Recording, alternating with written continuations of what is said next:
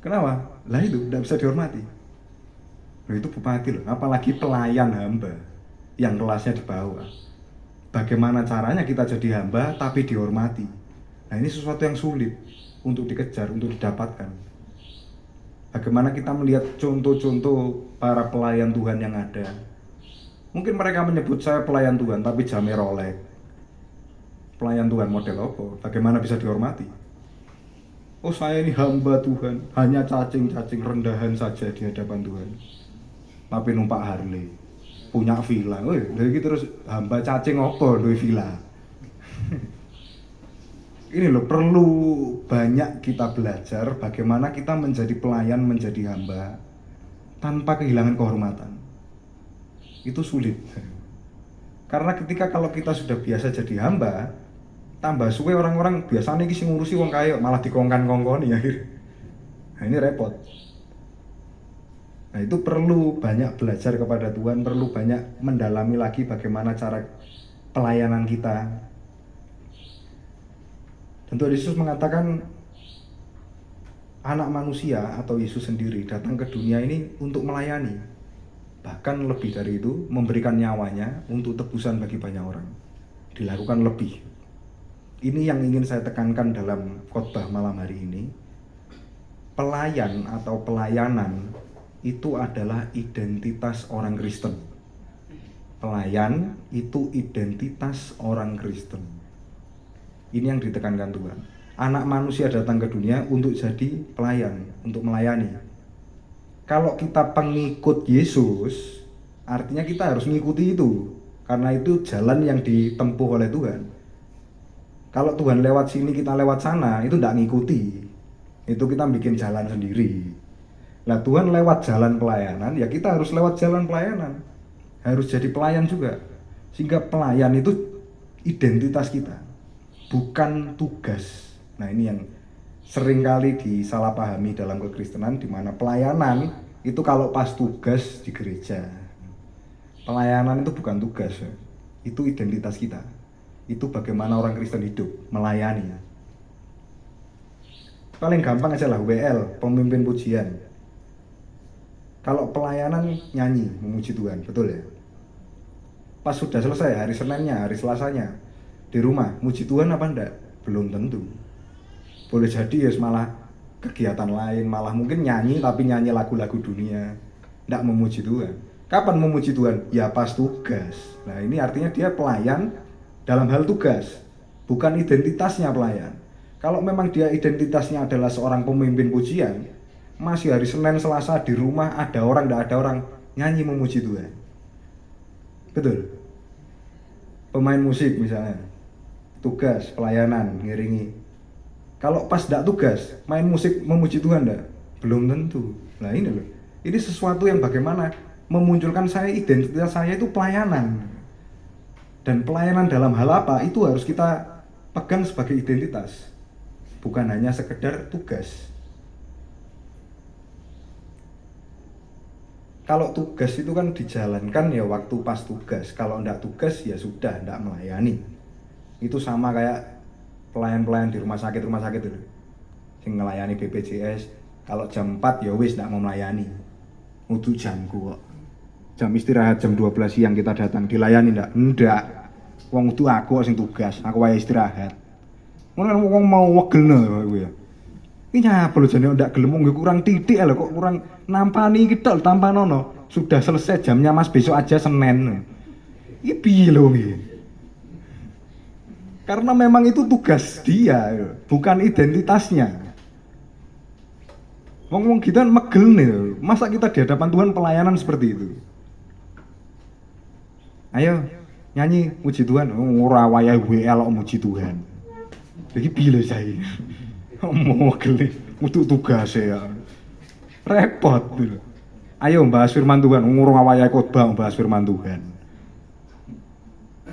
Mikir sesuk iso mangan ora bingung bahas firman Tuhan iki piye lho iki. 3 tahun lagi Mas.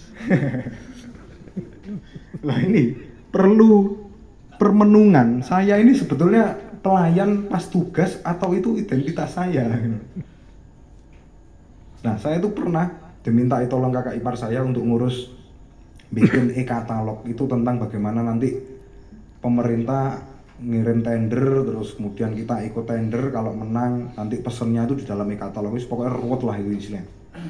Nah untuk ngurus ini saya perlu ke DPRD, terus menemui ke bagian pengadaan, terus tanya, Pak ini gimana syaratnya apa saja. Saya bayang, aduh ini mesti orang-orangnya model pelayanan gak jelas. Mas bawa ini bawa itu, besok Jumat.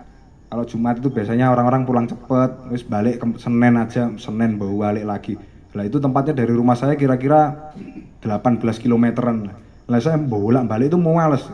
Saya belum berangkat tuh sudah bayang gitu sudah, aduh ini urusan ruwet. Tapi ya wis lah, kelengkapan sudah saya siapkan, berangkat saya. Sampai tempatnya kok ya pas jam 12:30. Biasanya di sana istirahat jam 12, nanti kerja lagi jam 1. 12:30 ini tidak ada orang. Waduh, nah ini nunggu jam 1, nunggu setengah jam. Saya mikir orang-orang gini mesti alasannya jemput sekolah gak balik sampai jam 4 gitu. Nah ini mesti ruwet ya. Saya masuk, lah kok ada satu orang. Iya Pak, ada yang bisa dibantu loh. Kok enak? Anu Pak, mau ngurus e-katalog. Oh ya, ini sudah disiapkan. Sudah Pak, dilihat dulu. Oh ya, sebentar saya lihat. Dilihat. Oh iya Mas, ini sudah pas ini, sudah komplit. Tapi Gramen kurang bikin ini, akta pendiriannya harus di print. Waduh. Nah ini ngeprint ini lah ya. Nggak ada mulek tuh. Tiba-tiba orang gini-gini aja Mas, ada fotonya enggak? Ada Pak, ini sini, diminta HP saya. Colok dia yang ngeprint. Jadi saya tinggal nunggu dok di print. Enak ya? Yang ini loh rek. Di print. Sudah Mas, ini berarti sudah komplit. Sekarang sampean buka laptop, nanti buka halaman ini. Bawa laptop enggak Mas? Enggak bawa. Wis pakai laptop aja. Pakai laptop saya ini Mas. Suruh duduk saya. Duduk depan saya laptop. Ini Mas dibuka, diketik diklik Nah ini Mas sampai selesai. Itu urusan 2,5 jam loh. Diurusi sampai mari. Sudah selesai Mas. Wih ya puji Tuhan, haleluya selesai. Tapi sampai ini perlu ke ini dulu, nemui orangnya, nanti minta tanda tangan basah, itu nanti di-scan, di-upload. Waduh lah kok mulek mana. Wih sudah Mas, sini suratnya. Sampai tunggu sini. Orangnya berangkat nemui orang itu, minta tanda tangan, balik ke saya, di-scan di-upload mari beres, saya tinggal pulang selesai. 2,5 jam selesai. Loh, kalau dilayani seperti itu saya itu merasa, enak rek dilayani gitu. Saya itu merasa, enak loh ini. Seneng saya. Nggak perlu bolak-balik, nggak perlu nyeken, nggak perlu ngupload, nggak perlu nemoni orang lain minta tanda tangan, nggak perlu bolak-balik sini. Orang ini semua yang melayani. Dan saya merasa, enak ya dilayani. Terus saya tahu orangnya Islam, bukan orang Kristen. Tapi saya merasa apa? Merasa ada kasih Yesus. Soalnya saya dilayani. Kayak dilayani Yesus. Kok enak kabeh mari? Karena biasanya kalau Tuhan melakukan sesuatu itu kita enggak ngapa-ngapain selesai. Lah dilayani orang ini kayak dilayani Yesus. Enggak perlu apa-apa, mari selesai. Enak, mulus ya. Lah tinggal bagaimana ya terus caranya saya pelayanan orang lain mendapat enak ya kalau yang melayani Mas Abraham. Kayak dilayani Tuhan Yesus. Lah ini caranya piye? Itu perlu ditanamkan ke diri kita masing-masing. Bagaimana caranya saya setiap hari melayani orang ini merasa enak kalau saya melayani. Merasa kayak dilayani Yesus sendiri. Lagi kan angel loh. Tapi itulah perilaku orang Kristen seharusnya. Pelayan sebagai identitas. Agak sulit memang. Tapi harusnya bisa lah. Bisa ya Bu? Kalau dirasa-rasa ndak bisa, berdoa Tuhan buat saya dibuat bisa. Kalau Tuhan ndak mau buat bisa, aku tak ngengkel iso. Repot loh, coba Asyir yang terima tamu di depan gereja. Shalom. Di rumah gitu apa ndak? Ndak tahu. Ini kok mau mencucuk. Tongkone liwat. Oh. Tapi kalau di gereja, selamat pagi, shalom, Tuhan Yesus. Kayak sungguh, puji nama Tuhan. Nah kalau pas tidak tugas, apakah senyum, apakah ramah? Tidak tahu. Boleh jadi tidak. Nah itu kalau itu identitasnya dia, pasti pelayanan seperti itu pulang pun tetap ramah, tetap senyum setiap hari. Karena tahu saya ini pelayan Tuhan, asyir, harus ramah. Sehingga orang ketemu saya itu seger, wah enak rek ketemu orang ini bawaannya ceria. Gitu loh. Agak sulit ya tapi ya. Bisa enggak? Harusnya bisa lah. Nah terus Mas, kalau pelayanan kolektor, mosok bendino narik kolektor. Nah ini enak ya. Oh, kalau kolektor berarti setiap hari persembahan. Kak minggu dok. Nah ini yang perlu kita lebih renungkan, lebih dalami lagi. Kalau minta apa-apa dipikir dulu, ditimbang dulu ya. Bisa ndak ini minta ini, kalau dikasih tambah susah apa tambah gampang. Kita harus punya tujuan yang jelas. Tujuannya apa digambar dulu, harus jelas, harus diyakinkan ya, harus sampai dapat dikejar. Kemudian pelayan itu identitas saya. Saya ini pelayan Tuhan. Nah, tinggal bagaimana prakteknya ya. Nih, yang perlu banyak-banyak berdoa. Kiranya Bapak Ibu juga doakan saya. Tuhan, Mas Abraham dimampukan supaya pelayanannya. Nanti saya juga doakan Bapak Ibu yang di AKP ini, Tuhan, orang-orang AKP ini tolong Tuhan supaya pelayan itu jadi identitasnya. Nah, yang belum pelayanan, nggak usah doa minta-minta ya. Nggak pantas pelayanan urung wis njaluk ya. Kalau diajak pelayanan sih uang ya, nggak usah doa minta-minta ini tuh. Tuhan jagai saya, Tuhan lindungi saya, tidak usah. Nah, pelayanan dulu. Nanti upah itu nggak usah dipikir. Tuhan itu kalau punya hamba diopeni ya, kopen kita kalau sudah. Amin. Ya. Haleluya, puji Tuhan. Kita tutup Alkitab kita.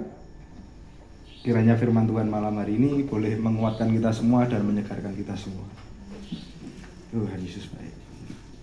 Mari kita berdoa. Bapa, kami mengucap syukur untuk firman-Mu yang telah Engkau sampaikan malam hari ini melalui hamba-Mu. Kami juga mengucap syukur untuk pelayanan kami. Kami mengucap syukur untuk ibadah kami ini Tuhan. Untuk para pelayan-Mu, Engkau yang memperhatikan pelayanan mereka dan mengembalikan apapun yang menjadi hak mereka. Terima kasih Tuhan Yesus untuk segala yang sudah Engkau berikan kepada kami, untuk penyertaan-Mu. Kami mengucap syukur bahwa Engkau telah menebus setiap kami dan memampukan setiap kami untuk menjalani hari-hari kami. Kiranya Roh Kudus, kami juga mengucap syukur untuk penyertaan-Mu dan pengajaran-Mu. Kiranya bolehlah Engkau memelihara firman ini tetap di dalam hati kami. Engkau yang akan besok mengingatkan